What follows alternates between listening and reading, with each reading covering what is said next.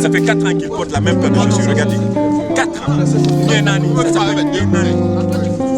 Change aussi maintenant. Mamiao, marquer le but, confront sur le côté. Gardien à gauche, fait cramer les filets. Mix, Malof le Viper. Appui de Foulane. Les avons encore dit que dur. Et on va gagner. Et on va gagner. Bienvenue sur Mindset Afrique. La force d'une communauté en Europe, à l'étranger, c'est sa capacité à se rassembler. Quoi de mieux que le sport, en particulier le foot? À Bruxelles, il y en a plusieurs. On les appelle en général les 2-0. Aujourd'hui, nous allons aller à la rencontre de 2-0 Mbek. Restez avec nous jusqu'à la fin, vous allez comprendre pourquoi le foot de dimanche est sacré pour la communauté et pour la jeunesse.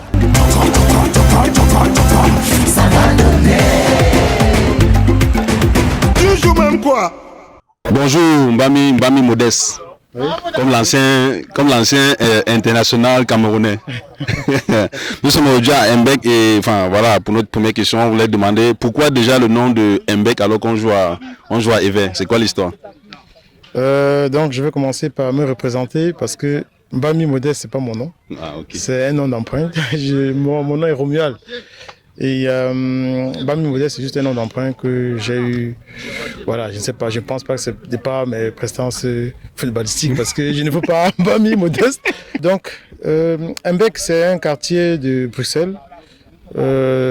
C'est un quartier, normalement le vrai nom de Mbek c'est Nederwever Mbek. Donc on a commencé dans ce quartier-là. Bon, je suppose qu'il y aura encore d'autres questions sur les débuts et tout le bazar. Donc en gros, je vais être très succinct pour cette question. On a commencé dans le quartier Mbek. On était quelques personnes, on était au nombre de 6. On a commencé la santé dans un stade au quartier Mbek, puisque nous on y habitait, très proche du stade. Et donc entre-temps, le stade a été réquisitionné pour la construction d'une école. On a dû chercher un autre stade et c'est avéré que le stade de Ever, où nous sommes actuellement, était libre, du moins avait les mêmes caractéristiques en termes de liberté de jouer que celui d'Mbek. Et donc nous sommes venus nous installer ici. Donc, et on a gardé le même nom de 2-0 Mbek, puisque c'est le nom d'origine. Donc d'où le 2-0 de Mbek se joue maintenant à Ever. Depuis combien d'années ça date de quand ce rassemblement? Ah oui, le rassemblement de Mbek date de 2008. C'était un jour du printemps, presque la même période que maintenant. Il faisait beau. Et donc, des amis et moi, qui sommes des fondateurs, nous sommes un nombre de 6, avons décidé d'aller nous amuser au stade qui était tout proche de nos appartements parce qu'il faut rappeler que nous sommes un nombre de 6 et c'était 3 personnes par appartement voisin. Et donc on s'est amusé à venir perdre un peu du temps dans le soleil, sous le soleil j'allais dire. Et c'est comme ça que la santé a commencé. Hein. On a joué ce dimanche-là, on était contents. Et le dimanche qui suivait, on est revenu. Le dimanche d'après, on est revenu avec un autre enjeu. C'était des jeux appartement contre appartement. Et l'appartement qui perd devait faire à manger pour l'autre appartement. Et donc c'est comme ça qu'on a créé des enjeux. Et 3 mois plus tard, les gens ont commencé à venir, on a commencé à inviter les gens. Et c'est comme ça que la santé a... Comment ça se fait qu'aujourd'hui vous arrivez à vous organiser, enfin jeunes contre vieux, comment on en arrive là? Oui, le but ici c'est de chaque fois créer une nouveauté, donc créer un petit engouement pour que les gens puissent venir régulièrement à la santé. Et donc régulièrement, pour notre santé, on joue tous les dimanches et on essaye toujours de créer quelque chose qui va motiver les gens à jouer correctement.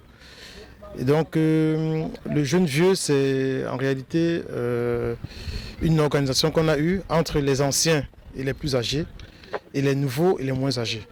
Ou bien il peut aussi avoir des anciens qui sont moins âgés.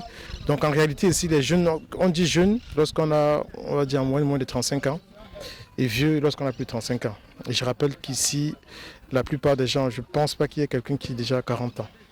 Donc jeune vieux c'est vraiment quelque chose, il y a même des vieux qui sont même chez des gens qu'on appelle des jeunes. Donc c'est vraiment une appellation, on peut dire ancien et nouveau à Mbek. Comment vous arrivez à vous rassembler? Comment est-ce que vous communiquez? Je suppose que vous avez un canevas ou un truc comme ça. Oui, la communication s'est faite avec beaucoup de difficultés. Au départ, comme je vous ai cité dans la première question, on a commencé par c'était des appels, des SMS, des appels directs, parce que c'était en 2008, comme vous savez.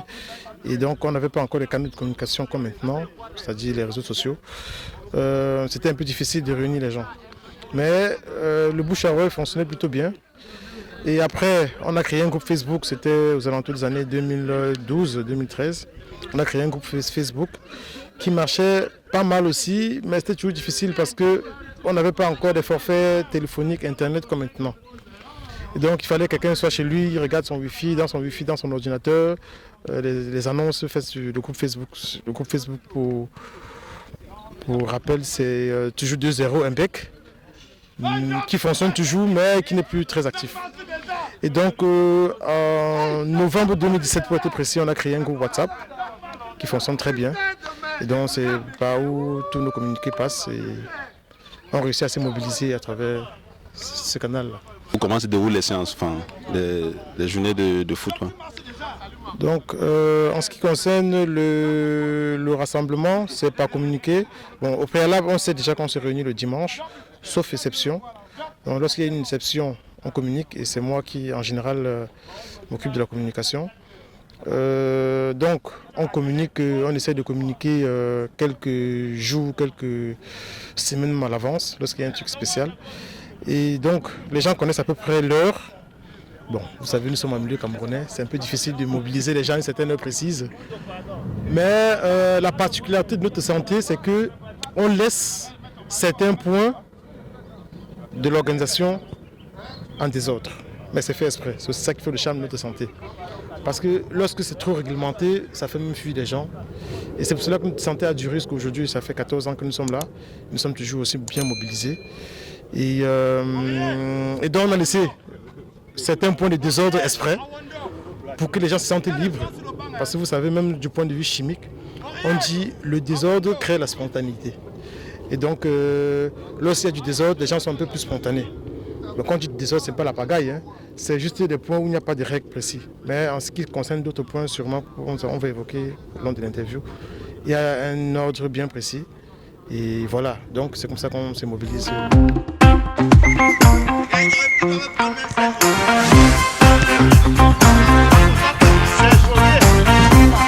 Des égos, il y a forcément des tensions qui se créent. Comment est-ce que vous arrivez à recadrer tout ça pour être toujours debout? Le recadrage est fait par des règles. Donc nous avons des règles bien strictes pour certains points comme les bagarres, les insultes violentes, des gestes violents pendant le match, c'est-à-dire des gestes inappropriés, vraiment très violents on va dire. Bon, pendant les matchs il y a des gestes violents, mais lorsque c'est inapproprié et même intentionnel, c'est très sanctionné et la sanction va d'une simple amende qui est, vous savez, nous sommes camerounais, c'est des casiers de vin, de bière j'allais dire, de l'eau, des sodas, des jus, au bannissement pur et simple de la santé. Donc, lorsqu'on constate des faits, lorsqu'on constate un fait qui nous semble un peu exceptionnel, violent ou un truc de ce genre, on va se concerter, on va mener, on va dire, une petite investigation pour savoir qui sont les fautifs, ainsi de suite. Et ensuite, on va donner une sanction appropriée. En général, c'est aussi moi qui fais le communiqué pour la sanction. Les gens les respectent en général parce qu'ils savent c'est de bonne foi. Moi, j'ai déjà été sanctionné et j'ai payé. Donc voilà, c'est comme ça qu'on essaie de réguler et ça fonctionne plutôt bien. Dans le milieu camerounais, il y a la première mi-temps, il y a la deuxième mi-temps, il y a ce qu'on appelle en général la troisième mi-temps. Ouais. Comment est-ce que ça se passe? Comment est-ce que vous vous organisez? Comment ça se passe à Yembek? Donc on n'a pas une organisation particulière pour la troisième mi-temps. Hein. Comme je vous ai dit, il y a des points qu'on laisse libres. La troisième mi-temps fait partie de ces points où il y a du désordre voulu. Et donc c'est spontané. Donc à la fin du match, on peut aussi décider d'aller acheter des bières. Ou bien il y a des gens qui ont apporté souvent des packs de bière, ou bien de l'eau, je ne sais pas trop quoi, c'est comme ça. Et donc voilà. Et souvent il n'y a rien. Chacun rentre chez lui. Et donc, il n'y a pas une organisation particulière. Mais pour des cas exceptionnels comme aujourd'hui, on fait des petites quêtes. Comme par exemple, la plupart des gens vont donner 10 €.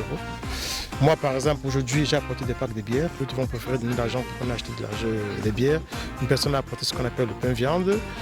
À la fin de avec du piment, ouais. Et à la fin de la santé, on va faire la troisième mi-temps. Ouais. Je tiens aussi à rappeler que j'ai dit qu'on a commencé la santé à 6. Bon, lui il était venu un peu plus tard, mais 3 mois, peut-être 3 à 4 mois après. Lui aussi. Donc ils font partie des personnes, des membres fondateurs de la santé très longtemps. D'autres personnes aussi qui ne viennent plus aujourd'hui, d'autres sont appelés à des fonctions dans nos pays. Il y a d'autres qui sont dans d'autres pays aussi. D'autres sont dans notre pays, voilà. Donc, Il y a Tiff qui est dans d'autres pays. Voilà. Il y a Richard qui est actuellement, il fait le Cameroun et Belgique. Donc il est entre les deux pays. Donc voilà. Donc ça c'est les fondateurs. Les membres fondateurs en fait. Et il faut rappeler que le 2-0 n'a pas commencé ici. C'est un stade mythique qui malheureusement aujourd'hui c'est devenu, heureusement pour la jeunesse, c'est devenu une école aujourd'hui. Je vais dire un truc très, très pertinent pour cette santé-ci. Il y a beaucoup de gens qui ont commencé ici avec nous, qui sont ailleurs actuellement, mais qui savent qu'ils ont commencé ici. C'est une santé qui accueille toujours des gens qui viennent d'arriver, des étudiants et tout. On accueille tout le monde. On joue comme vous voyez là, on accueille tout le monde. Et après, quand chacun prend son envol, il est déjà installé en Europe et tout, il peut se démarquer, il va ailleurs. Mais cette santé accueille tous ceux qui viennent d'arriver. C'est pour cela qu'il n'y a pas beaucoup d'autres. C'est pour cela qu'on s'arrange à ce qu'il y ait un peu de désordre. C'est pour pouvoir accueillir les gens et qu'ils se sentent libres chez nous. Pas forcément Chez nous, on est libre. Pas forcément maintenant, tout le monde. on joue avec les Guinéens. Il y a des... Bien sûr, on a actuellement dans notre rang un Guinéen qui est vraiment installé et qui se permet de mettre de l'ordre chez les jeunes. Pourtant, il est Guinéen, mais il met l'ordre chez les Camerounais. On accepte tout. Ouais. Si vous me permettez, c'est quoi votre pronostic? Et il faut rappeler aussi que vous faites toute partie de l'équipe des vieux. C'est quoi votre pronostic pour ce match? Et on espère qu'à la fin du match, ce sera le contraire en tout cas. Jeune vieux, déjà d'abord, jeune vieux, c'est une gueule qui est partie d'une querelle en buvant. Les jeunes, les plus jeunes et nous les plus vieux, on s'est querellé, on a dit nous on est plus fort que vous, on a plus d'expérience. Et ils ont dit non, ça va se voir sur le terrain. Et ça fait plus de 7-8 ans qu'on joue comme ça. Déjà les vieux ont l'avantage. Les vieux ont l'avantage sur les résultats, mais à chaque fois ça change. Parce qu'il faut le résultat au moment même du match. Donc aujourd'hui on ne sait pas, mais nous on a toujours l'avantage sur les jeunes. Nous les vieux de la santé, les anciens, tout ça. Vous voyez, et quand il y a toujours jeunes vieux, il y a des vieux qui laissent leur boulot, qui nous rejoignent pour jouer ce match. Fight!